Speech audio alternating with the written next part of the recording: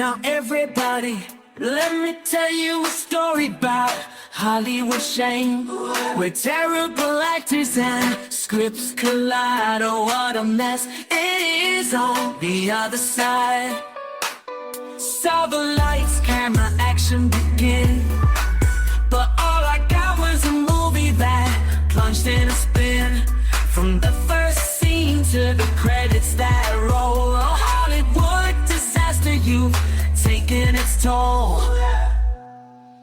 Silver screen cesspool, bad movies galore. Can't help but wonder what the hell were they making these for?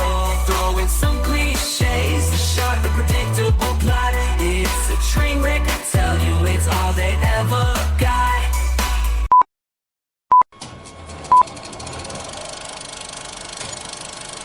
And now for our feature presentation. Welcome to the Silver Screen Cesspool, where we review the pool. And now your host, the surveyor of cinema, the mocker of moronic movies, the terror of tiny town, the last known survivor of battlefield Earth, the one of many, Alan Smith-E. Future Kick from 1991 is a movie full of surprises. Actually, because of the title, every single frame of this movie left me surprised that Jean-Claude Van Damme wasn't in it.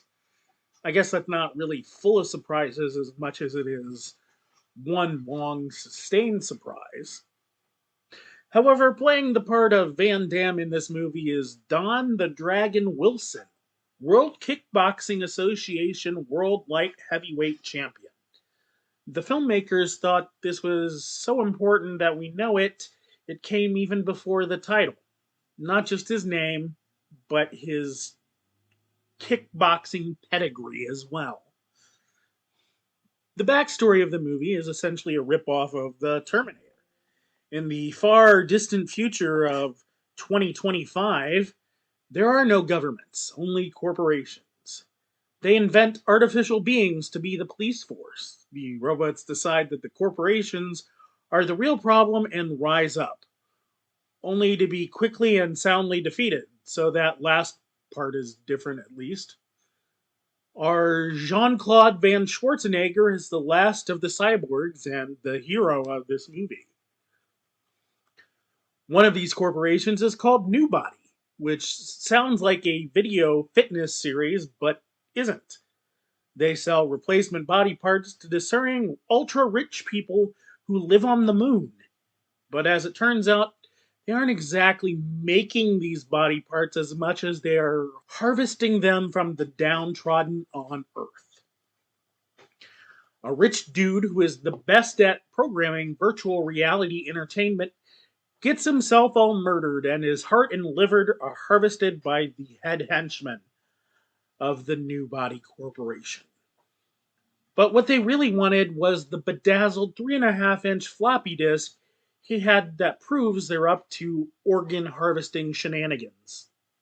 The head henchman murders quite a few people in this movie using his strange 3-pronged fist knife thing.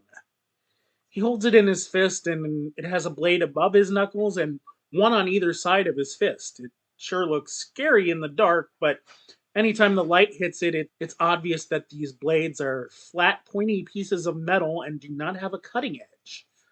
So when he stabs someone and then removes the blade and the victim's perfectly intact heart comes out with it, I'm left wondering, how the hell did that happen?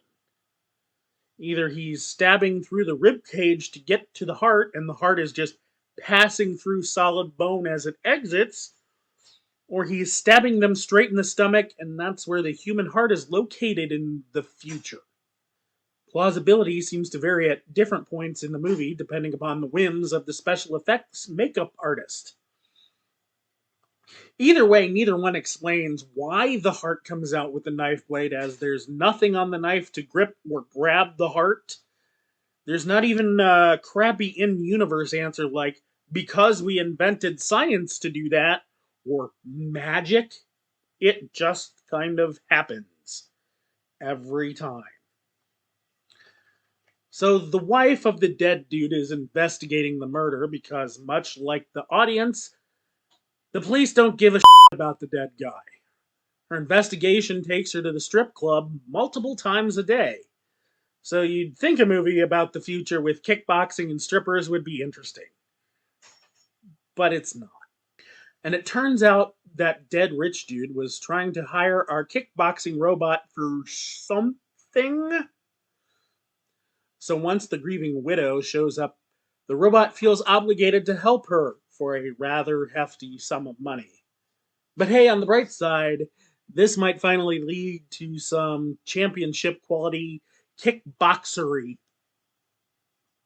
I think I just made up a word, kickboxery. Cool. New to the bodyguard gig, our foot-fighting fellow decides the best way to protect her is to be nowhere near her.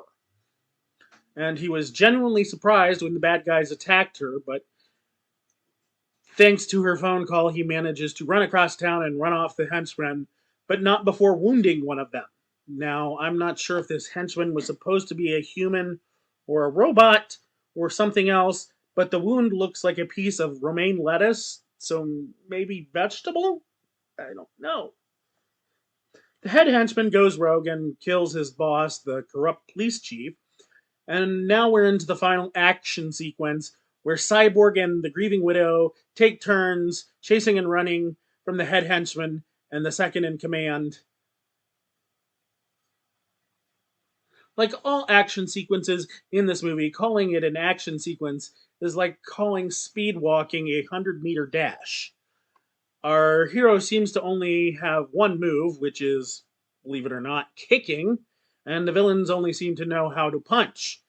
It's awkward and weird screen combat at its doofiest, and more importantly, it robbed me of the chance to say everybody was kung fu fighting.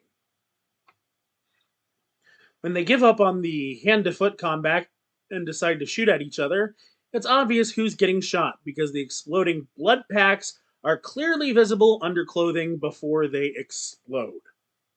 All the other kids with their future kicks are able to run faster than the bullets. The head henchman is finally defeated when our heroes lock their wrists inside a video game, and it makes the bad guy's brain explode when it gets turned on. Just like my parents predicted video games would do.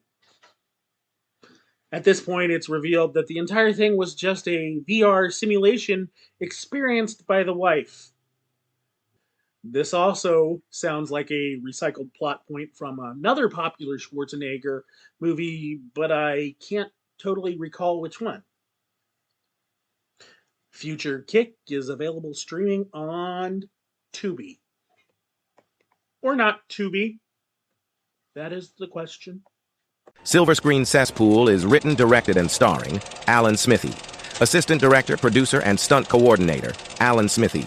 Boom mic operator, sound editing, and music by Alan Smithy. Construction coordinator, The Amazing Rando. Makeup by Crayola. Catering was provided by the Soylent Corporation. Alan Smithy will be back in Return of the Curse of the Planet of the Prehistoric Bikini Ninjas versus Kingdom of the Bride of the Killer, Shark Cheerleaders 2, Electric Boogaloo.